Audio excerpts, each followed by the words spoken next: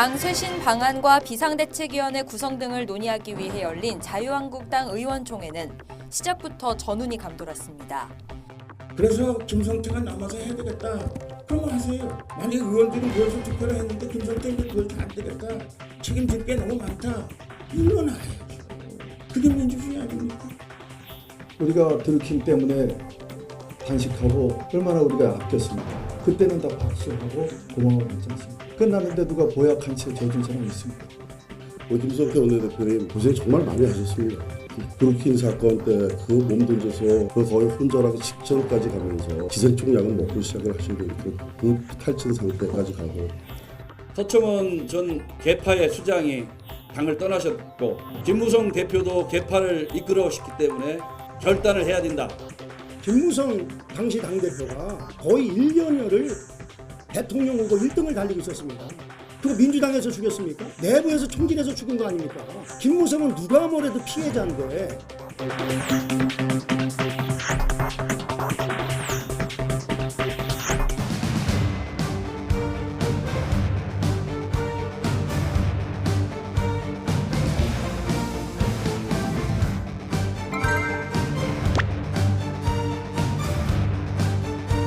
어제 우리는 1%의 기적을 땄습니다. 총질할 거 지금 뭐 숨길 거 없이 그냥 다 쏘았지 않습니까? 빈 총도 맞으면 아프다고 이제 그만 나는 총질을 했습니다. 이렇게 해서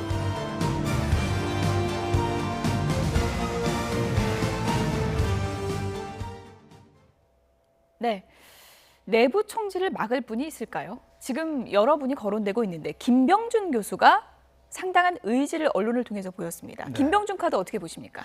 뭐 조금 전에 우리가 축구 이야기를 했습니다만 예. 우리 한국 축구가 결국 이제 많이 패하다가 마지막에 그 투지를 보여주면서 그때 국민들 앞에 좀 관심을 가졌잖아요. 예. 저는 뭐 자유한국당도 마찬가지입니다. 예. 지금 자유한국당이 선거 패배를 해서 뭐 국민적 관심이 거의 뭐 없는 그런 상황인데 마지막에 어떻게 하느냐에 따라서 저는 저 결과가 달라질 때 보거든요. 1%의 기적이 가능하다고 보십니까? 그렇죠. 예. 그러니까 그런데 문제는 지금 당내에 저렇게 싸움을 많이 벌어지고 있지 않습니까? 근데 결국 저거를 지금 수습하는 방법은 내부적으로는 문제는 해결이 안 되는 것 같아요. 결국 이제 외부에서 와야 되는데 문제는 지금 현재 김병준 그 교수가 본인이 일단 좀 의지는 있는 것 같습니다. 예. 본인 의지도 있고 나름대로 좀 이제 뭐 행정 분야의 전문가시 하지만 또 교육 문제라든지 또 경제 문제 또 나름대로 일각에는 있고 그리고 이제 정치에 대한 좀 열정이 좀 있으신 것 같아요. 이제 그런 면을 비춰봐서는 아마 일단 김성태 원내대표도 좀 긍정적으로 보는 것 같고 현재로서는 여러 가지 인물들이 거론되고 있지만 나름대로 좀 장점이 많은 분이 아닌가 그렇게 보여집니다. 예. 김병준 교수가 언론 인터뷰에서 어떤 얘기를 했는지 저희가 그래픽으로 좀 정리를 해봤습니다. 의원들 한두 분이 와서 이제 만났다고 하고요. 정말 답답한 현실이다 이렇게 토로를 했습니다. 국가에서 녹을 먹고 미래 걱정하는 사람이 단순히 한국당 문제가 아니라 다른 당 문제라고 하더라도 같이 고민해보자 하면 고민해야 할 판이다. 딱 잘라 내가 덮어버릴 수 있겠나 라면서 의지를 좀 피력했고요. 기존의 보수라고 얘기하는 분들이 고민이 부족했고 그런 과정에서 역사의 흐름을 놓쳐버렸다라고 했습니다. 그 흐름에 맞는 새로운 깃발을 세우는 게 중요하다 이렇게 강조했고요. 도대체 무엇을 보수라고 하는지조차도 불분명해졌다. 기본적으로 추구하는 가치가 뭔지 분명히 하는 작업을 정당이 힘들면 외부에서라도 할 필요가 있다라고 언론 인터뷰에서 얘기를 했습니다.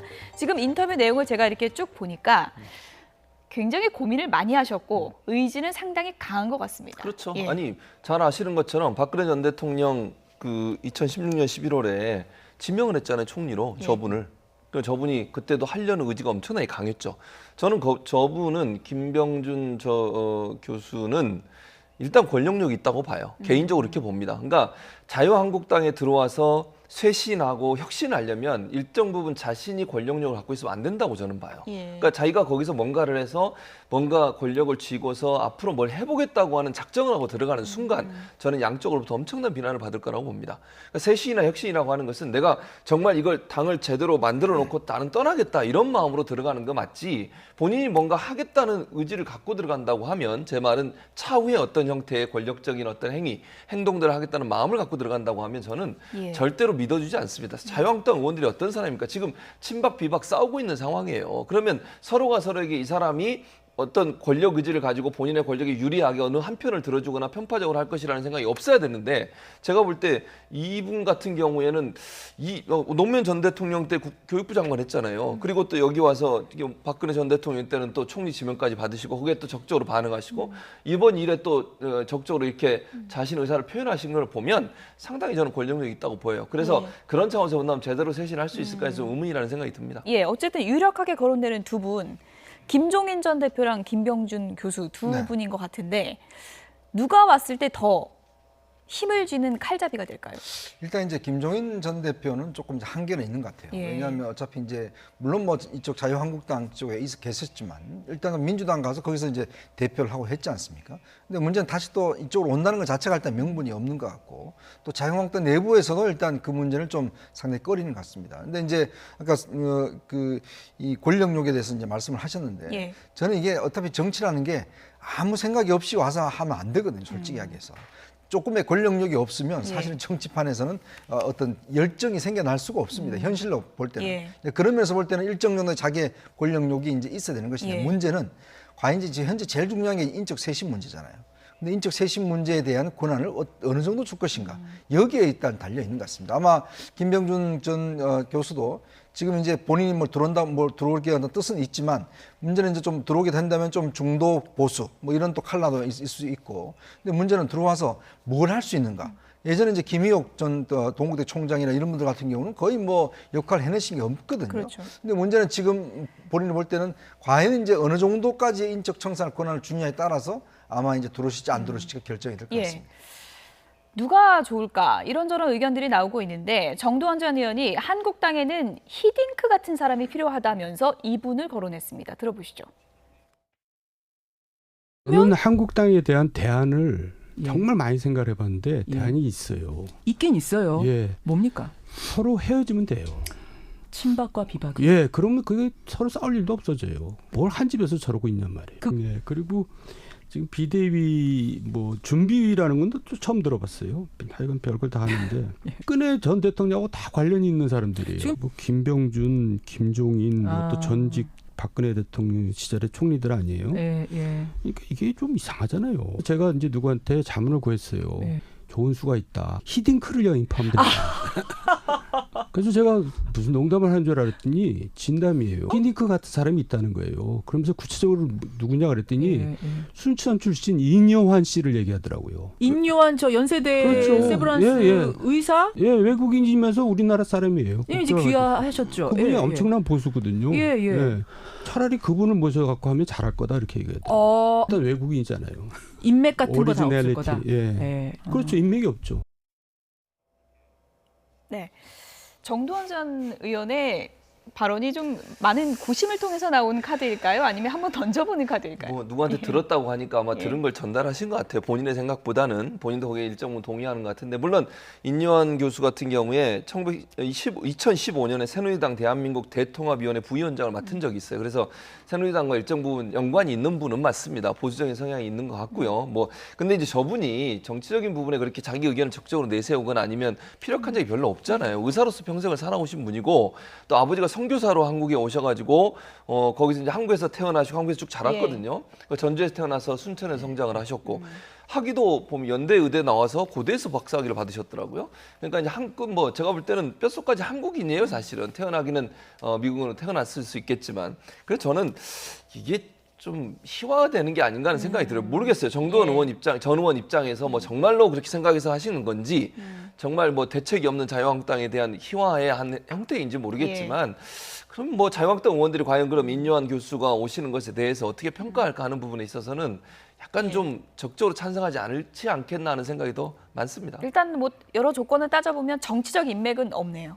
그러니까 이제 예. 뭐냐면 뭔가 우리나라 사회가 모든 게 인맥 중심으로 예. 흘러가잖아요. 그러니까 그러다 보니까 친박 비박 중에서 어느 연결 안 되는 사람이 없지 않습니까? 예. 그래서 아마 저런 이제 대안이 나오지만 또 한편으로 보면 너무 또 이제 이런 외부에서 올 경우에 현실을 모르다 보면 그렇죠. 실제 과연 또 제대로 할 수 있을까 이 문제도 걱정스러운 대목이죠. 예. 워낙 어려운 과제다 보니 칼잡이를 선택하는 문제도 상당히 좀 힘들어 보입니다. 한국당이 최종적으로 누구를 선택할지 지켜보도록 하겠습니다. 제주 난민 문제를 좀 얘기해 봐야 될 것 같습니다. 예멘 난민 수용을 둘러싼 찬반 논란이 지금 상당히 좀 뜨거워지고 있는데요. 이런 의견이 나왔습니다. 한번 들어보시죠. 한국이 최저 출산율이기 때문에 저희는 저는 이런 백그라운드하고 합쳐서 난민을 받아야 된다라고 봐요. 저는 이제 불어를 전공하고 프랑스 유학을 갔었는데 요즘에는 굉장히 다양한데 출산율이 올라간다는 거는 사실은 그게 나이제리아 사람들이 6.7명 낳는다고 합니다. 프랑스에 와서 프랑스인들은 계속 적게 낳는 거예요. 프랑스의 출산율이 올라간다 하는 것은 사실은 프랑스 자체에 백인들이 낳는 게 아니고 외국인들이고 그래서 자극을 받아가지고 우리나라에서도 뭐 출산율을 저는 걱정을 하고 있어요. 그래서 우선은 어느 정도까지는 난민을 좀 받았으면 하는 생각이 있습니다.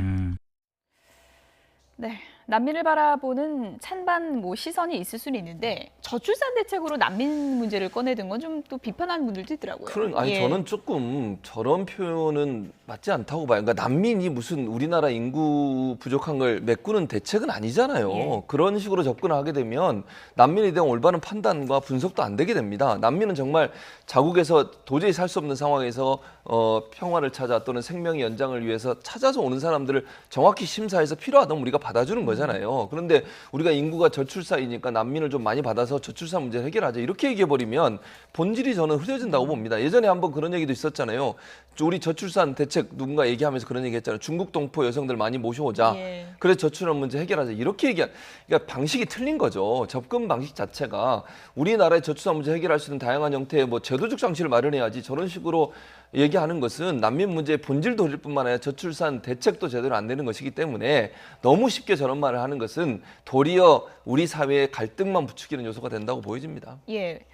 난민 논란에 대해서 박원순 서울시장도 난민을 우리가 좀 수용하는 쪽으로 가야 한다라는 발언을 했습니다. 막연한 불안과 편견이 판단에 어려움 주고 있는 것은 아닌지 되돌아보면 좋겠다라고 했고요. 우리도 한때 난민이었다. 당시 국제사회 도움을 기억해야 한다. 인도주의적 접근이 우선이다라는 입장을 밝혔습니다. 아무래도 이제 서울시장으로서의 당선인으로서의 입장이기 때문에 이게 상당히 좀 예민해질 수밖에 없는 상황인 것 같아요. 말입니다. 박원순 시장이 이제 일반 시민운동가로서 저런 입장을 했다면 이해는 되겠지만 서울시장의 자격으로 저런 이야기 하시는 거는 굉장히 좀 위험한 측면이 있죠. 그러면 서울시에 다 받을 겁니까? 지금 500분들을? 그럼 제주도에서 보내서 본인 지금 다 수용할 겁니까? 이게 아니거든요. 이게 지금 난민 문제라고 하는 것은 우리나라가 지금 2008년도에 법으로 제정을 해놓고 있는데 실제 난민 인정률이 2%밖에 되지 않습니다. 대부분 인정이 안 되고 있고 문제는 이게 한 5년 동안 이제 난민 심사를 하다 보니까 문제는 그 중간에 이제 본인들이 일자리를 찾고 등등 해서 이제 여러 가지 이제 문제가 생기는 것인데 사실 지금 유럽 같은 경우도 이 문제 가지고 굉장히 골치를 앓고 있지 않습니까? 한번 또 이게 되면 이 난민들은 또 이제 물론 본인들이 어떤 살길 찾아오는데 또 중간에 브로커들이 있어요. 이거 예를 들어서 어느 나라 가면 지금 된다라고 해서 이번에 오신 분도 보면 대부분 예멘 쪽 온 사람들이 한국 가면 일자리 준다더라 이래서 이제 돈을 주고 왔다는 거 아니겠어요? 이제 그런 제도적 허점을 좀 이용하는 것이죠. 물론 우리가 인도주의적 측면들은 있겠지만 또 한편으로는 사회적 갈등을 또 불러일으킬 수 있는 요인도 있기 때문에 이 문제는 굉장히 정교하게 접근을 해야 되는데 사실 박원순 시장이 지금 예를 들어 저런 이야기를 하시는 것은 이거는 시민운동가로서 이야기지 이 시장으로서 할 수 있는 이야기는 아닙니다. 시장으로서는 굉장히 그러면 지금 서울시에서 모든 게 다 준비되어 있다는 그런 차원으로 받아들일 텐데 그렇게 되면 만약에 서울시에 난민들이 몰려오면 어떻게 하겠습니까? 그 부분에 대해서는 저는 저렇게 쉽게 이야기할 수 있는 게 아니라고 봅니다. 정부가 오늘 워낙에 이제 예멘 난민 대기 기간이 길어지다 보니까 심사를 단축시키는 또 대책을 내놓기도 했는데 이것이 또 이제 근본적인 대책은 아니다라는 비판도 나오고 있는 상황입니다. 앞으로 예멘 난민 문제 놓고 찬반이 가열될 것으로 보이는데요. 추후에 어떤 대책이 마련되는지 지켜보도록 하겠습니다. 이현종 문화일보 논설위원, 최진봉 성공회대 교수 두 분이었습니다. 고맙습니다.